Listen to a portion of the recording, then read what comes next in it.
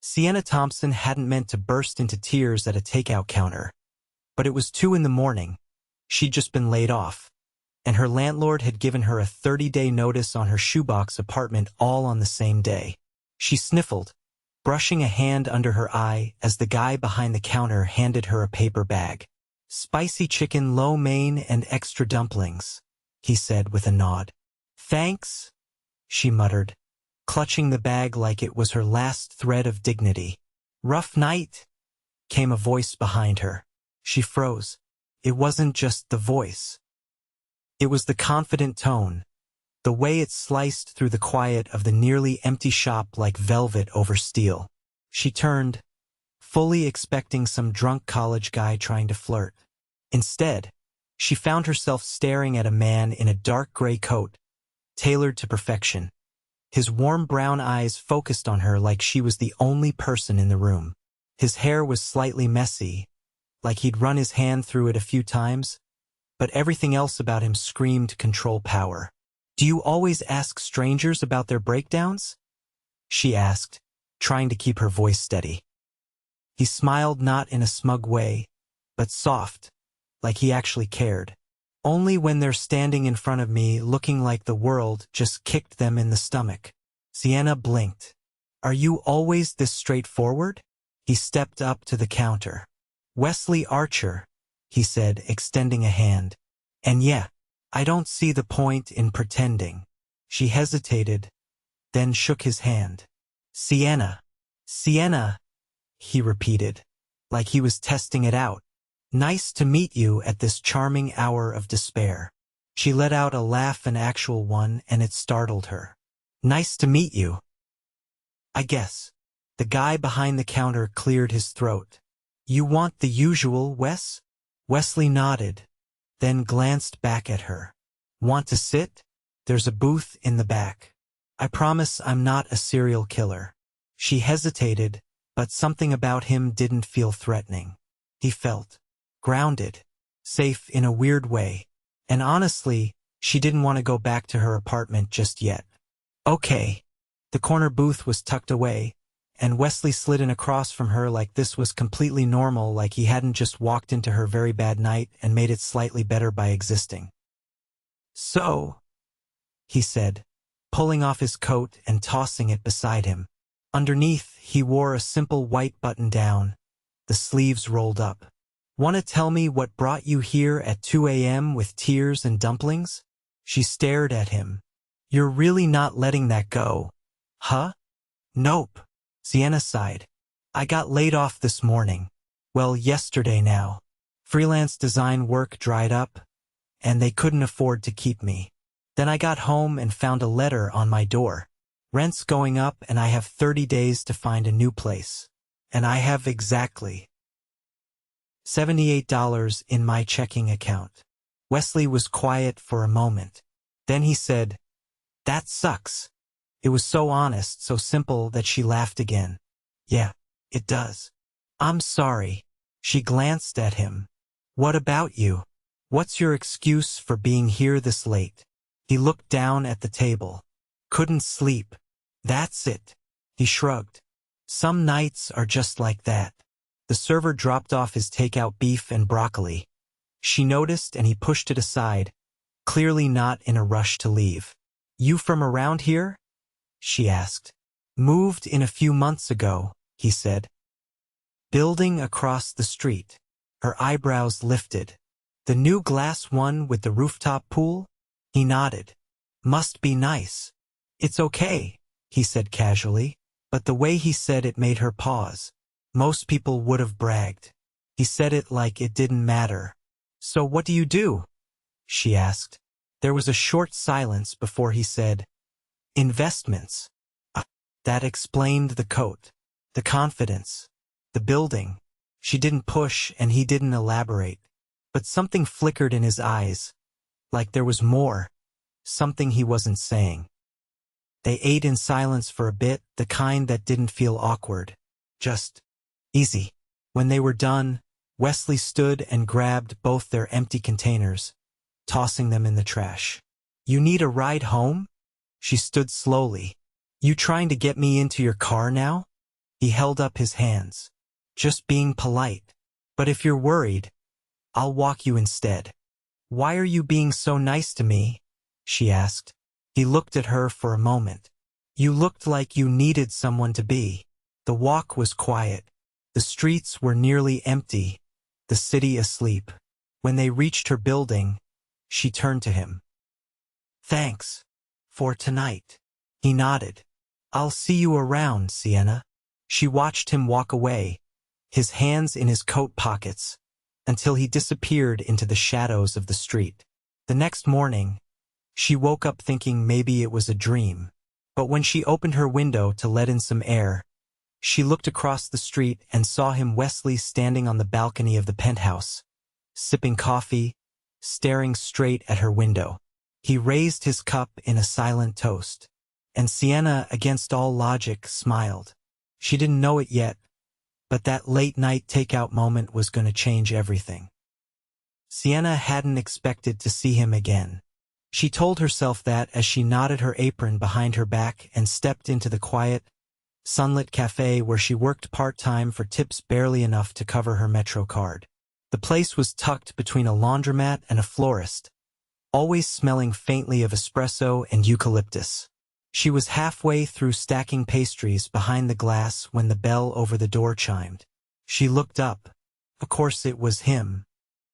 Wesley Archer, in a navy jacket this time, collar stiff against his jaw, a sinfully expensive-looking watch catching the light as he pushed the door open. She blinked.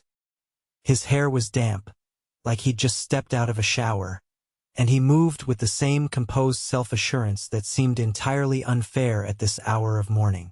I didn't expect to see you here, she said as he approached the counter, trying not to sound like he'd been on her mind since before sunrise.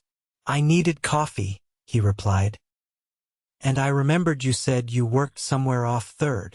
I never said that. You left your delivery receipt in the booth last night, he said simply. Address was printed on it. Sienna stared at him. You kept my receipt? He shrugged. I didn't mean to, but once I noticed, I figured I'd return it in person. You could have thrown it away. I could have, he agreed. But then I wouldn't be here. She stared at him for a beat, then turned toward the espresso machine. What do you want? Dealer's choice. Bold? She muttered, pulling a double shot. You don't even know if I can make decent coffee. I trust your instincts. She gave him a sideways glance as she steamed milk. Do you do this often? What? Follow women to their workplaces with flimsy excuses? She raised an eyebrow. No, he said, smiling faintly. But I've been thinking about last night, and I realized I didn't want that to be the end of the conversation. She slid the drink across the counter. You don't even know me. Not yet. There was a pause. Why? She asked. His eyes didn't waver. Because I want to. Their gaze held just long enough for the heat to rise in her cheeks, so she busied herself wiping the counter. I get off at 3, she said without thinking. Wesley nodded once. Then I'll be back at 3. He left the coffee untouched. She told herself all day not to expect him again, that he was probably bluffing or bored, or one of those men who did things on impulse and then forgot the people involved. But at 3 o'clock sharp, there he was, leaning against the same light post outside the cafe, hands in his pockets like he belonged there. As she stepped outside, he straightened. You hungry? She tilted her head. You're not seriously suggesting takeout again? No, he said. But I happen to know a place with an open kitchen in a private loft and a chef who owes me a favor. You're kidding. Do I look like I'm kidding? She crossed her arms. Private loft? That's not a normal sentence. Neither was last night, he said. And yet here we are. She hesitated, studying him. Then, against her better judgment, she exhaled. Fine. But if you try anything weird, I'm leaving. I'd expect nothing less. The car that pulled up was black, sleek, and clearly not something anyone working at her pay grade could afford. She slid into the passenger seat, already bracing herself as the driver pulled away from the curb. They drove into a part of the city she'd never had reason to visit. The streets were clean in a way that felt curated. The buildings were tall, glass-fronted, and intimidating. When they stopped in front of one, she followed him into a private elevator that required a keycard. She stepped out into a space that didn't feel real. The loft stretched out in front of her open, sun-drenched, and filled with minimalist furniture in shades of cream and slate.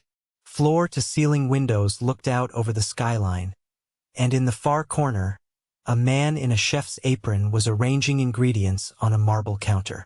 "I told you," Wesley said behind her. "He owes me." Sienna turned slowly. "This is your place?" He nodded. "One of them." Her breath caught. She couldn't stop her eyes from scanning the space again. "Are you serious? Why wouldn't I be? You live like this?" He looked at her, his expression unreadable. "I didn't think it mattered." She folded her arms. "It does when you pretend like you're just some guy who couldn't sleep. I never said I wasn't. You didn't exactly say you were living in a luxury penthouse either. Would it have mattered if I had?" She hesitated. "Yeah, it would've." Wesley studied her. "Then maybe I made the right call." The chef cleared his throat politely and gestured toward the small dining table set near the window. Wesley pulled out a chair for her, and she sat, still uneasy. The first course arrived delicate, perfect, and completely unfamiliar. She took one bite and sighed. "This is absurd." Wesley leaned back in his chair. "You look like someone who's used to making things work, not having them handed to you." "That's because I am." He nodded. "I respect that." She set her fork down. "Why are you doing this?" "Because most people I meet know exactly who I am before I open my mouth. You didn't. And you still gave me the time of day." She looked at him across the table, something tugging at her chest. "I didn't expect this," she said quietly. "Neither did I." They ate in silence for a moment, but this time it felt heavier, more loaded. When the final plate was cleared, Wesley stood and walked to the window. Without thinking, she joined him. The city stretched out beneath them, glittering and endless. "I don't belong here," she said. "You do." She shook her head. "You don't know me." "I'd like to." She looked up at him, and for the first time saw something behind the polished exterior. A shadow, maybe. "Oh wait, why me?" she asked. He didn't answer right away. Then, quietly, "Because when I met you, I forgot everything else." Her heart stuttered, and for a moment, she let herself believe this might be the start of something she hadn't seen coming. The next week unfolded like a fever dream Sienna couldn't wake from, and wasn't sure she wanted to. She wasn't sure what to call whatever was happening between her and Wesley. It wasn't dating, not exactly. They hadn't kissed. She hadn't even touched his hand since that night in the booth. But he kept showing up. Not in a suffocating way, but with a quiet consistency that made her pulse trip. Twice, she caught herself checking the door every time the cafe bell rang. By Thursday, he wasn't just a distraction, he was a presence. Steady, intentional. After her shift ended, she stepped outside to find a silver car idling at the curb. The same driver from before stepped out and opened the door without a word. She hesitated only a second before climbing in. Wesley was waiting at the end of a narrow courtyard, leaning against a wrought iron fence beneath strings of warm lights. The space was tucked behind a brick building, the kind of hidden corner that didn't exist unless you already knew where to find it. She stopped in front of him. "You have a thing for dramatic entrances?" He didn't look away. "Only when I think you'll show up." She folded her arms. "Why here?" "There's a jazz trio in the cellar tonight," he said. "And they make the best whiskey-glazed short ribs in the city. Thought you might like it." She tilted her head. You planned this. I did. Sienna studied him for a long moment. You know, most people would just ask someone out. I don't do most things like most people. I'm starting to notice. Inside, the venue was all velvet booths and candlelight. A low stage sat at the far end, where a saxophone player leaned into a moody melody. The hostess greeted Wesley by name and led them to a corner table as if this was something he did often. As soon as they sat, Sienna leaned forward. What is this? He didn't pretend not to understand. Dinner. You know that's not what I mean. He traced the rim of his glass. Does it need a label? I think it needs clarity. He set the glass down. All right, I like being around you. That's the clarity. She narrowed her eyes. Is that what you say to all the women you fly to jazz nights? I don't bring anyone here. Why me? Because you don't expect anything from me. She blinked. That's not a compliment. I didn't mean it as one. I meant it as a fact. She leaned back. You're hard to read. I've been told. The food arrived: tender ribs over garlic cream polenta with roasted figs, and Sienna tried not to moan out loud at the first bite. Wesley watched her with a flicker of something that made her grip her fork tighter. You're not used to this, he said. She swallowed. What gave it away? The way I nearly wept over the polenta. You try to act unimpressed, but your eyes give you away. She set her fork down. You notice everything, don't you? I try. The music shifted into something slower, softer. Wesley watched the stage for a moment, then turned to her. Do you dance? Not in public. Why not? Because I don't like feeling exposed. He stood and held out a hand. Then don't look at anyone but me. Her breath caught, but she took his hand. The floor wasn't crowded, just a few couples swaying under the low lights. Wesley pulled her close, one hand at her waist, the other cradling hers with quiet assurance.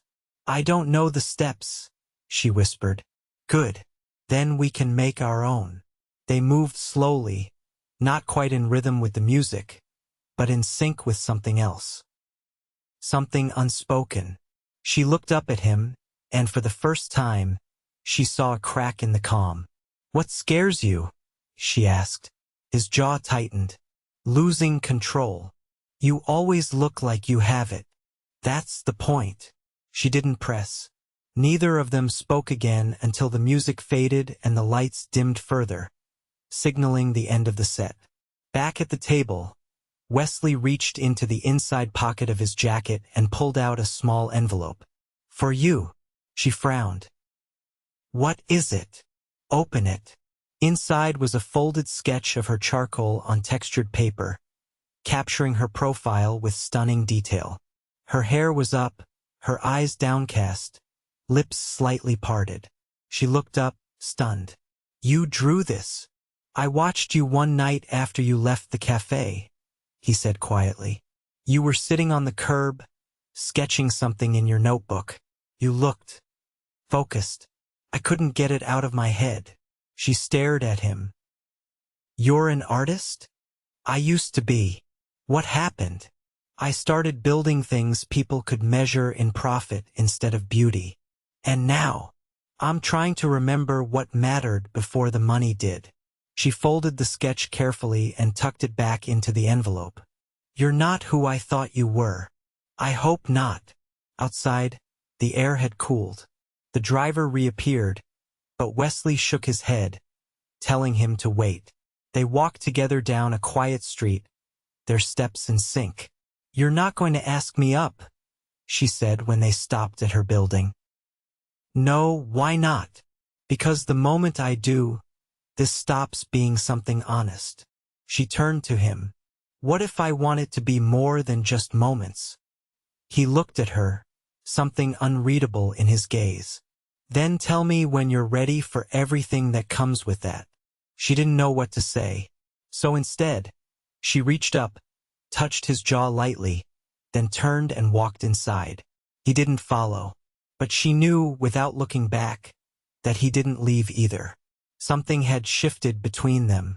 Not loudly, not suddenly, but it had shifted. And it was only a matter of time before everything changed. Sienna paced the narrow hallway of her apartment building, clutching the envelope with the eviction notice. It was real now, just 2 weeks left before she'd have to figure out where to go next. Her freelance gigs had picked up slightly, but not enough to make a dent in what she owed. She hadn't told Wesley. She hadn't told anyone. He hadn't come by in 2 days. Not that he owed her anything. Not that they'd defined whatever this was. But the silence scratched at her ribs like a warning. She was about to head back inside when she heard a knock from behind her. Sienna. She turned, startled.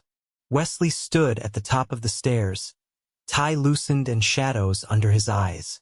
He looked like he hadn't slept. "I've been calling your cafe," he said. "You haven't been in." "I picked up a shift at a design studio across town. Only temporary." He nodded once, then stepped closer. "You didn't answer your phone." "I needed space." He held her gaze. "Did I do something wrong?" She shook her head. "No. You've done everything right. That's the problem." He frowned. "I don't follow." Sienna stepped back, folding her arms. "It's easy to get caught up in you. The dinners, the jazz clubs, the perfectly timed gestures. You make it hard to think straight. I wasn't trying to confuse you. I know. But you're this world I don't belong in. I've got overdue bills and a landlord breathing down my neck. And you live in a place where people open doors for you without asking your name. You think that matters to me? It should." He studied her, something shifting in his expression. "Come with me." "Where?" "I need to show you something." She hesitated only a moment before following him down the stairs. The driver wasn't there this time. They walked, quietly, past shuttered shops and glowing windows. He led her to a building she hadn't seen before, tucked between 2 brownstones. It looked old, charming, the kind of place with character instead of polish. He unlocked the door with a small brass key and motioned for her to enter. The space inside was bare, but beautiful. Exposed beams, tall windows, light paint that caught the glow from the street. A scattering of easels and half-finished canvases filled the room, and the faint scent of paint lingered in the air. "This was my mother's," he said. "She was a painter, taught classes here every Saturday. After she died, I kept the place but never used it. Until recently." Sienna stepped farther in, fingers brushing the edge of a table stained with years of turpentine and ink. "It's beautiful. I come here when I need to remember what matters." She turned to him, heart thudding. "Why are you showing me this? Because you think all I have to offer is money. That I'm some polished version of a man who doesn't understand struggle. But I do, Sienna. I know what it's like to build something from nothing. My mother raised me on her own. She worked here, sold paintings at street fairs, and made sure I never missed a meal. I didn't grow up in a penthouse. I bought that life later. But this," he looked around the room, voice quieter. "This is where I started." Sienna swallowed. "Why are you telling me this now? Because if I don't, you'll keep pushing me away. And I'm not ready to let that happen." She looked at him, really looked, and saw the tension in his shoulders, the truth behind his careful calm. "I'm scared," she admitted. "So am I." She stepped toward him. "I don't know how to be in your world. You don't have to be. Just be in mine." He reached for her hand, slow and certain. She let him. They stood there, fingers tangled, surrounded by the quiet echoes of old dreams and unfinished paintings. Hours later, they sat cross-legged on the floor, a sketchpad between them. She drew, he watched. No pretense. No noise. When the sun began to rise, casting pale gold across the floorboards, she turned to him. "I'm being evicted." He didn't flinch. "Okay. That's not something you just say, okay to." I'm not going to fix it for you. She blinked. I'm not going to write a check or buy you a building, he said calmly. But I can offer you something else. What? An apartment above this studio. It's small, needs a little work, but it's yours if you want it. No strings, just rent. Fair price, no favors. She stared at him. You can say no, he added, but you'd be close to your new gig. And you'd have a space to draw. I just figured. If you were ready to stop running. She exhaled slowly. Why are you doing this? Because when I walked into that takeout place, I wasn't looking for anything. And then you looked at me like I wasn't someone with a title or a bank balance, but just a guy trying to make it to tomorrow. I haven't felt like a person in years, Sienna. You gave me that. She closed her eyes. When she opened them, she nodded. I'll take the apartment. Good, he said, voice rougher than usual. I'll have the lease drawn up tomorrow. No handouts, just a key. He pulled a small silver one from his jacket and placed it in her hand. She looked down at it, then at him. You're not what I expected. And you're everything I didn't know I needed. She stepped forward, rising onto her toes, and kissed him. It wasn't rushed. It wasn't perfect. But it was real. When they pulled apart, he leaned his forehead against hers. I'm in this, he said. Not for the moments. For the long haul. If you are. I am. Later. She stood on the balcony of her new place, still smelling faintly of linseed oil and dust, and looked across the street. The skyline glittered, but it didn't intimidate her anymore, because she wasn't alone in it, and she wasn't pretending. She'd ordered late-night takeout once, not knowing her whole life was about to change, but it had. And this was just the beginning. Sienna hit the switch on the old lamp in her new apartment, watching the warm light spill across the wood floor. The space was modest exposed brick, uneven floorboards, a kitchen that hummed when the fridge kicked on, but it was hers. And more than that, it felt like the beginning of a life she'd chosen, not the one she'd been scrambling to survive. Through the open window, she could hear the soft notes of a piano drifting up from the studio below. Wesley had started using the space again, quietly sketching and painting during the hours she worked at the design firm. They didn't talk about it much. He never invited praise, but she knew it grounded him. She descended the old staircase barefoot, her sketchbook tucked under one arm. The studio lights were on, casting long shadows across the floor. Wesley stood in front of a large canvas, brush in hand, sleeves rolled up, a streak of deep blue across his wrist. You forgot to eat dinner, she said as she stepped into the room. He glanced over his shoulder. I was waiting for you. You always say that like it's not the most romantic thing anyone's ever said. He set the brush down. I've been thinking about something. Sienna walked closer, peering at the painting, a stormy seascape, full of motion and light. That's new. It's the first time I've painted something for myself in years. She looked up at him. What were you thinking about? I want to take a step back from Archer Holdings. She blinked. You're serious? I don't want to leave it entirely, but I've built enough. I have people I trust to manage the daily chaos. I want to create again, not just paint. I want to build something slower, something real. She tucked a loose strand of hair behind her ear. What would that look like? A gallery. Here. Out of the space and the lot behind it. I want to give local artists a place to show their work. No gatekeeping, no pretentiousness. Just space to be seen. And you want me to be part of it? I want you to run it with me. Sienna crossed her arms, staring at the canvas. I'm not a businesswoman. You're a creator. You understand beauty and struggle.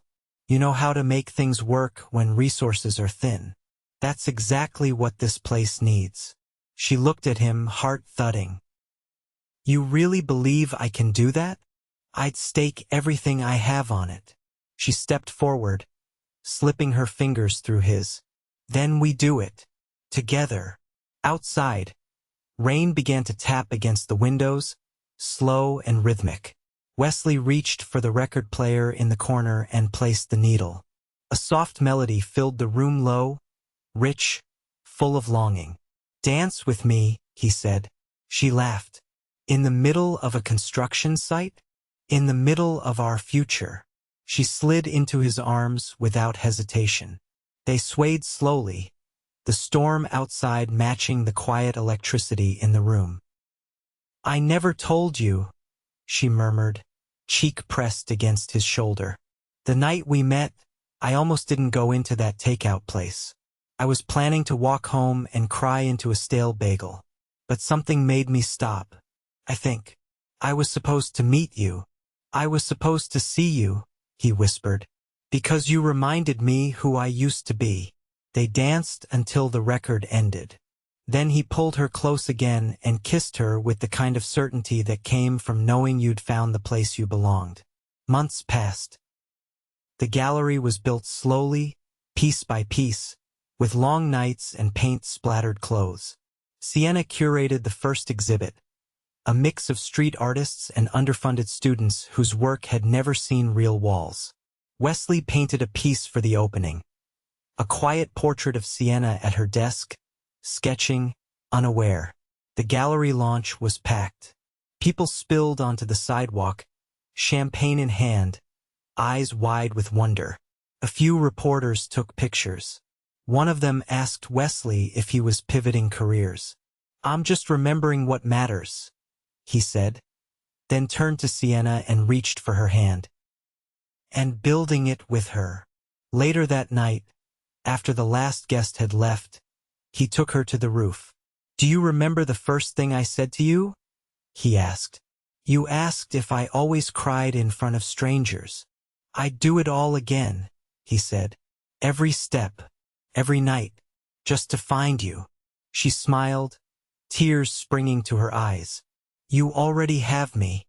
He pulled a small ring box from his pocket and opened it. Inside sat a delicate band, a rose gold twist with a single sapphire in the center. "I want to build everything with you. Not just businesses. Not just art. A life. A home. Whatever comes next. Will you marry me, Sienna?" She didn't hesitate. "Yes, 1,000 times, yes." He slid the ring onto her finger, and they kissed under the city lights, the hum of traffic below and the stars above. Years later, the gallery would be known as one of the most inclusive, thriving community spaces in the city. Artists who'd once sold sketches on the street now hosted solo exhibits. Sienna's designs became the signature of the space: clean, bold, authentic. Wesley published a book of paintings, all of them inspired by her. They married in the courtyard behind the gallery, under strings of lights and the scent of lilacs. There was no spectacle, no press, just laughter, music, and the people who mattered. At the reception, Sienna gave a speech. Her voice trembled, but her words were clear. "I met Wesley on the worst day of my life, and somehow he turned it into the beginning of everything good.